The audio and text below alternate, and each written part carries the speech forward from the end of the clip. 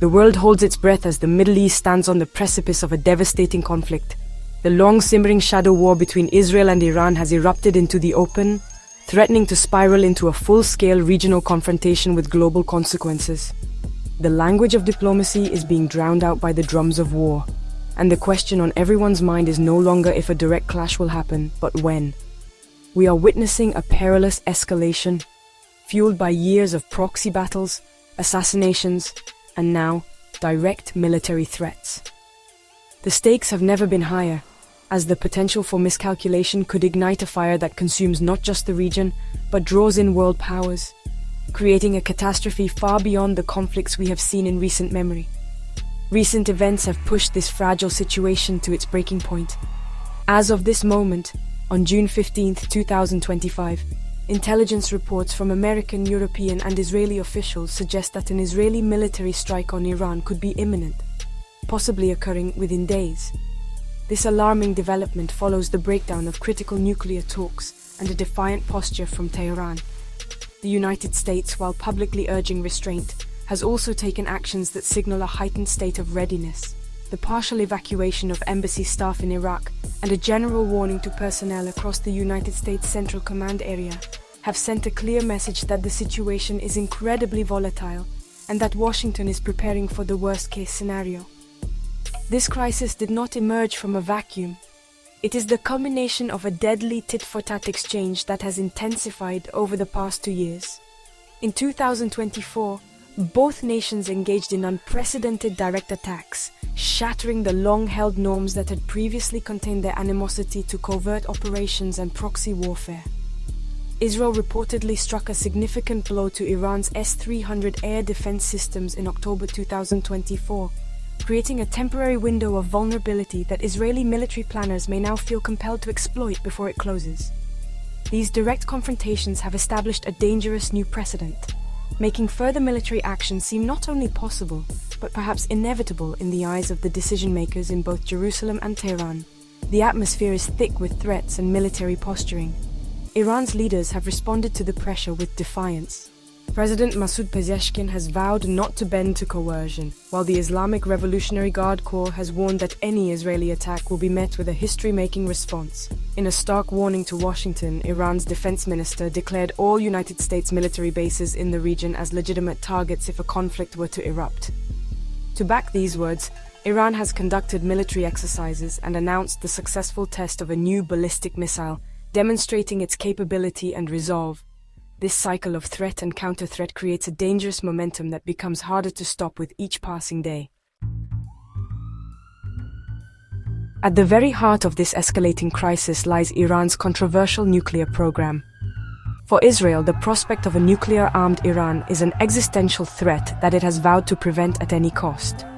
This is not merely a strategic preference, it is a foundational principle of Israeli national security doctrine. The recent advancements by Iran have set off alarm bells across the Israeli security establishment. The International Atomic Energy Agency confirmed that Iran is now enriching uranium to 60% purity, a level that is alarmingly close to the 90% required for a nuclear weapon. For Israel, this is a red line that has been crossed, leaving it to believe that the window for diplomatic solutions has slammed shut for good. The international community's attempts to contain Iran's nuclear ambitions through diplomacy have faltered dramatically. Just days ago, on June 12th, the International Atomic Energy Agency's board passed its most severe censure resolution against Iran in nearly 2 decades, formally condemning its lack of transparency over unexplained traces of uranium. Rather than encouraging compliance, this diplomatic pressure provoked defiance. Tehran immediately announced its plans to construct a third uranium enrichment site and install more advanced centrifuges at its fortified Fordow facility. This bold move was a clear signal to the world that Iran has no intention of backing down, effectively daring Israel and the West to make the next move on this geopolitical chessboard. The diplomatic deadlock between the United States and Iran has only added fuel to the fire. The 6th round of talks, scheduled to take place in Oman, seems doomed before it even begins. The Trump administration has maintained its demand for zero uranium enrichment on Iranian soil, a position that Iran's supreme leader has unequivocally rejected as a non-starter. This fundamental disagreement has created an impasse with no clear path forward. Israel, for its part, has expressed deep dissatisfaction with any proposed deal that would allow Iran to retain any enrichment capability, believing such an agreement would only delay, not prevent, a nuclear breakout. This leaves little room for a compromise that all parties can accept. Israel's concern is rooted in a deep-seated fear of what a nuclear Iran would mean for regional stability and its own survival. A nuclear-armed Iran could act with greater impunity, emboldening its network of proxy forces like Hezbollah in Lebanon and the Houthis in Yemen. It would fundamentally alter the balance of power in the Middle East, triggering a potential nuclear arms race as other regional powers, such as Saudi Arabia, might feel compelled to develop their own deterrent. For Israeli leaders, a military strike, with all its inherent risks and potential for catastrophic retaliation, is seen as a less dangerous alternative than allowing the Islamic Republic to gain the ultimate weapon. The first missiles slam into city centers, sirens wail, and civilians scramble for cover, capturing the chaos on their phones as fireballs light up the night. In capitals around the world, leaders are jolted awake, forced into urgent decisions as the conflict spirals out of control.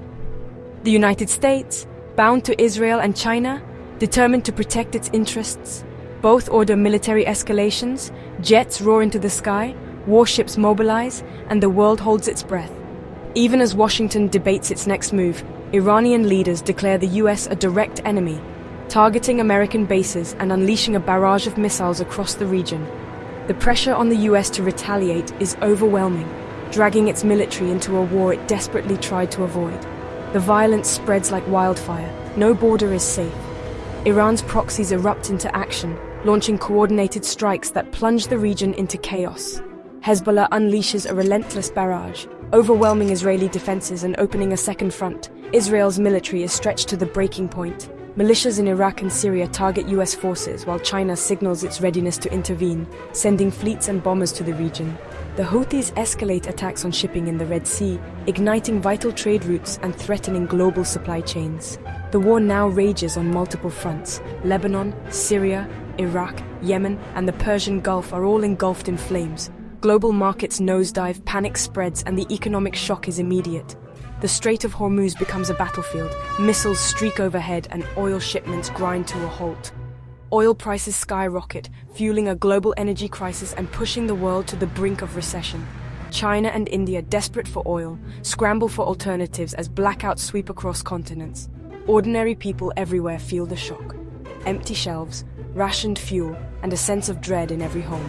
NATO and world leaders scramble to respond, some pushing for DEFCON alerts as the threat of nuclear escalation looms. Diplomats clash at the UN, but the world teeters on the edge. No one can stay neutral as the crisis deepens. Russia and China seize the moment, sending support to Iran and daring the US to respond, turning the region into a proxy war for global supremacy. Europe is torn, caught between loyalty to the US and fear of war on its doorstep, as millions flee the chaos and borders buckle under the strain. The world becomes a chessboard of nuclear brinkmanship, every move threatening to tip the balance toward annihilation or a new world order. As DEFCON levels rise and nuclear silos stand ready, one question haunts humanity. Is this the end of the world as we know it, or the birth of a new uncertain order?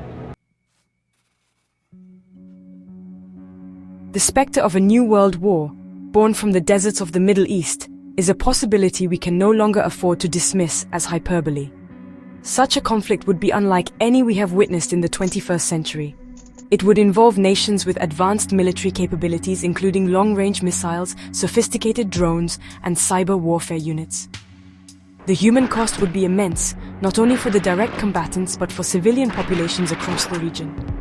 The destruction of critical infrastructure, from power grids to water desalination plants, would create a humanitarian catastrophe on an unimaginable scale, displacing millions and creating instability that would last for generations. This is the reality of what is at stake. The international community is paralyzed by fear and division, but urgent, unified action is the only hope to avert disaster. The immediate priority must be to pull both sides back from the brink. This requires intense, back-channel diplomacy aimed at creating an off-ramp for both Israel and Iran, allowing them to de-escalate without appearing weak. The United States, despite its strained relationship with Tehran, holds a unique position to influence Israel and communicate the dire consequences of unilateral action. A clear, unequivocal message from Washington, backed by European allies, that a military strike is unacceptable, could provide the diplomatic space needed for cooler heads to prevail, however narrow that space may be. Ultimately, a lasting peace can only be built upon a foundation of security and respect for all nations in the region. This means addressing the core issues driving the conflict. A verifiable and sustainable agreement on Iran's nuclear program, one that addresses Israel's legitimate security concerns while allowing Iran a path out of economic isolation, must be the centerpiece of any long-term strategy. This is an incredibly difficult task, one that has eluded the world's best diplomats for decades, but the alternative is simply too horrific to contemplate. It requires moving beyond zero-sum thinking and recognizing that the security of one nation is intrinsically linked to the security of its neighbors. The path forward is fraught with danger, and the window for diplomacy is closing rapidly. The world is watching, hoping that leadership and wisdom will triumph over fear and aggression. Peace is not a passive state. It is an active pursuit that requires courage, compromise, and a relentless commitment to dialogue. The leaders in Washington, Jerusalem, Tehran, and other world capitals face a historic choice. They can continue down the current path toward mutual destruction, or they can choose the difficult, uncertain road of diplomacy. For the sake of global stability and the lives of millions, we must all hope they choose the latter.